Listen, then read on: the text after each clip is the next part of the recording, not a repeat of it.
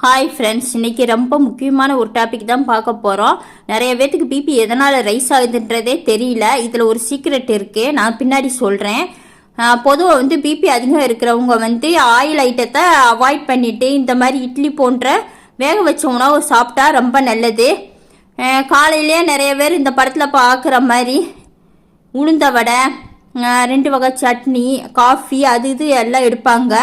BP வெறும் சிக்கனோ mutton fish இதனால மட்டுமே அதிகமாகுதுன்றது சொல்ல முடியாது. ஆனால் மட்டன் சாப்பிட்டா பிபி கொஞ்சம் அதிகமாகும்.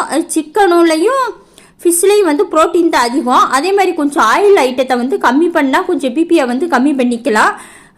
ஆயில்னாலேயும் ஃபுல்லும் பிபி அதிகமாகுதுன்னு சொல்ல முடியாது. முக்கியமான ரீசன் என்னன்னா அப்பளத்தில் தான் பிபி அதிகமாகுது. இதை நான் பல தடவை டெஸ்ட் பண்ணி கண்டுபிடிச்சிட்டேன். அப்பளத்தில் என்ன பண்ணுறாங்கன்னா சோடா உப்பு போட்டு தான் அப்பளம் தயாரிக்கிறாங்க. அந்த சோடா உப்புனால தான் நமக்கு பிபி ரொம்ப அதிகமாகுது. அதே மாதிரி பஜ்ஜி, இந்த மாதிரி ஆனியன் வெங்காயம் வடை, இந்த இதிலெல்லாம் என்ன பண்ணுவாங்கன்னா நல்லா புசு புசுன்னு வரணும்னு சோடாப்பு அதிகமாக போடுவாங்க. அதே மாதிரி கடையில் வாங்குகிற மாவுகள்லையும் உங்களுக்கு சோடாப்பு போட்டு தான் அதிகமாக விற்கிறதுக்கு சான்ஸ் இருக்குது.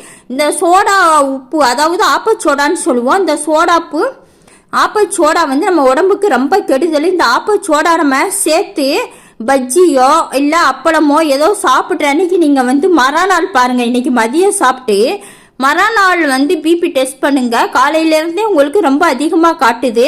இது நான் பலமுறை டெஸ்ட் பண்ணிட்டேன். ஒரு அப்பளம் ஒரு பஜ்ஜிக்கு 5 பாயிண்ட் கூட காட்டுது. ஒரு 5 பஜ்ஜினா உங்களுக்கு நார்மலாக எப்பயும் இருக்கிற பிபியை விட 25 5 × 5 பிபி அதிகமாகும். அப்படின்றப்ப 25 பாயிண்ட் அதிகமாக காட்டும். இதுக்கு ஒரே காரணம் சோடாப்பு தான் முக்கியமாக ரொம்ப பிபியை ரைஸ் பண்ணுது. நான் என்னோட அனுபவத்தில் நான் கண்டுபிடிச்சது. நீங்களும் டெஸ்ட் பண்ணி பாருங்கள். சோடாப்பு அவாய்ட் பண்ணாலே பிபியை நம்ம நல்லா கண்ட்ரோல் பண்ணலாம். பிபி இன்னொன்று நல்லா கண்ட்ரோல் பண்ணணும்னா லெமன் இருக்குல்ல, எலுமிச்சை ஜூஸை பிபி இருக்கிறப்ப நீங்கள் குடிச்சிட்டே வந்தாலும் பிபி நல்லா கண்ட்ரோல் ஆகுது. அதே மாதிரி டெய்லி ஒரு வாழைப்பழம் சாப்பிடுங்க. பிபி சோடியம் அதிகமாக இருக்கிறதுனால வருது. பொட்டாசியம் வாழைப்பழத்தில் அதிகமாக இருக்குது. பொட்டாசியம் நம்ம உடம்புல அதிகமாக டெய்லி சேர்த்துட்டே வந்தோம்னாலே பிபி கண்ட்ரோல் ஆகும், நார்மலுக்கு வந்துடும். அதனால் நம்ம பிபி இருக்கிறவங்க பெரும்பாலும் நம்ம என்ன எடுக்கணும்னா அடிக்கடி டெய்லியே சேர்க்கலாம். லெமன் ஜூஸ் சேர்த்துக்கலாம். இன்னொன்று என்னன்னா வாழைப்பழம் டெய்லி சாப்பிடணும். இந்த ரெண்டையுமே ரெகுலராக நம்ம ஃபுட்டில் சேர்த்துக்கிட்டே வந்தோம்னாலே நம்ம பிபி ஹை பிபி போகாமல் கண்ட்ரோலில் வச்சுக்கலாம். ரொம்ப யூஸ்ஃபுல்லாக இருக்கும். யாரும் தயவு செஞ்சு ஆப்போசோடா மட்டும் சேர்க்காதீங்க. அதனால தான் பிபி ரொம்ப ரைஸ் ஆகுது.